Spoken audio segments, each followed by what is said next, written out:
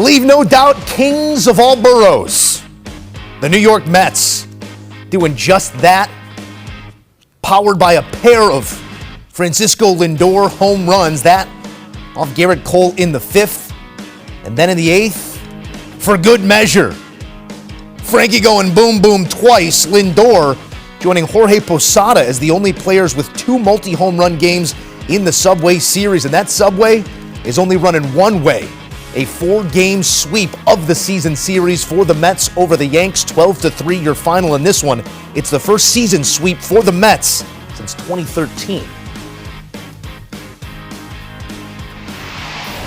CBS Sports MLB insider Jim Bowden in with his thoughts. JB, that was a Subway shellacking, if you will, especially in this final offering between these two New York clubs. We talked about it before the All-Star break, and you said some illuminating things that, yes, the bats have struggled here for the Yankees throughout spurts of July and even into June earlier, but it is really the arms, and we saw that out of Garrett Cole, the struggle to locate. How concerning was that in your eyes in this most recent outing by Cole?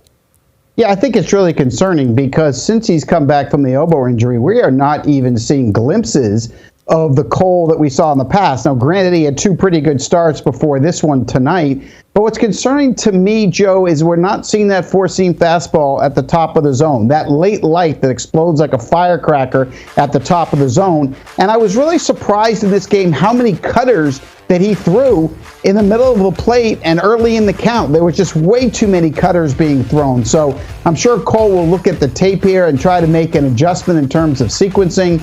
But it is a concern. And look, this rotation, 1 to 5, has been really inconsistent since June 10th on, and that is something to watch. And on the other hand, offensively, really, outside of Juan Soto and Aaron Judge, this is a well below average offense. Now, certainly they're going to get Giancarlo Stanton back soon. That's going to help as well. I do think the rookie at first base, Ben Rice, has a chance to be a good player and a contributor for this team. But I think GM Brian Cashman is going to have to go out there and make a trade at some point to add another bat. And then hopefully Jason Dominguez will get healthy. And when he's done his rehab assignment, maybe he can come up and also add some offense. But besides starting pitching, this offense showed in this series that they definitely need some more help and they need more traffic ahead of Soto and Judge. So when they do damage, they can score more than 1 or 2 runs. Outscored 36-14 in these 4 games against the Mets, and it is a sweep at the hand of a crosstown rival. And these games, they're all worth 1, Jim, but always a heightened sense when we get to these sort of series, and it maybe gives you a glimpse of what we might see down the stretch from each of these clubs. Let's go good for a moment here on the Mets before we do talk deadline. What sort of catalyst can this serve to the Mets in their current race in that NL wildcard hunt? Oh, I think it's huge, and it's not just this series. I mean, we've seen this now for a month. This offense is well-balanced top to bottom. They have a threat in every spot in the lineup, 1 to 9, and you saw it tonight. Everybody but Brandon Nimmo got a hit tonight, and they do it with slug. They do it with damage. They had 5 home runs in this ball game tonight, and that's the kind of power they have. And so this is an offense that can certainly propel the Mets into one of those wild card bursts. I think the big question for them is strictly going to be on the pitching side.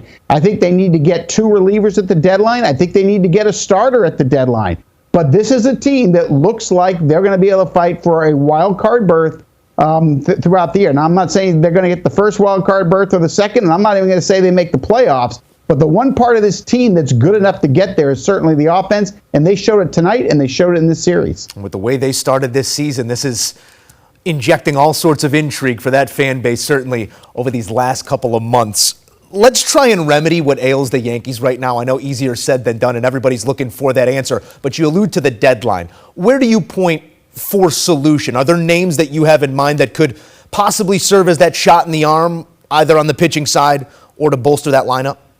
Yeah, Joe, I'll give you 3 ideas or concepts that I think Brian Cashman should look at. Number 1, Isaac Paredes for third base. This is a 25-year-old kid in his prime. He's got 16 homers, 51 RBIs. He can play third. He can play first. He's a right-handed hitter. This would lengthen the Yankees lineup. And whether it's him or Ryan McMahon of Colorado, it's just that third base spot. DJ LeMahieu looks old, and I think he would be better in a platoon situation at first base. So I'm looking at third base. Also, Jonathan India of the Reds would be a fit. You'd have to put in at third, of course, on this particular team. Tanner Scott in the bullpen. I think they need another bullpen arm. Another guy that can close, take some heat off of Clay Holmes. Have the two of these guys do it. He was an all-star this year. He's got a 1.24 ERA and 17 saves, and I was told by the Marlins they are going to move him. Of course, Carlos Estevez, another good name from the Los Angeles Angels. I'm told he's going to be traded for sure by Tuesday as well. That's another arm that would help the Yankees. And then finally, I would love to see them go get Jack Flaherty. He's had a great comeback year. A 3.1 ERA, 127 punchouts in 102 innings, and that would allow you to put Lewis Heel in the bullpen. That would improve the bullpen, but also get you that veteran starter who's locked in right now. We will see how aggressive Brian Cashman is at this deadline, because the current total sum of the parts equaling 4 losses when you match him up with the Mets over this Subway Series. Jim, we do have some news outside of just New York coming out of the big leagues as well. Bad news for the Halos and bad news for anyone who loves baseball, because it seems like we're getting further from seeing Mike Trout. Was scheduled to be back as early as the end of this week, but suffered a setback, left his rehab start, a day ago. What's the latest you're hearing on this front? I talked to Perry Manassian, the general manager of the Angels, an hour ago. He told me they're not really concerned. He said that he played 2 innings. He felt soreness in the knee.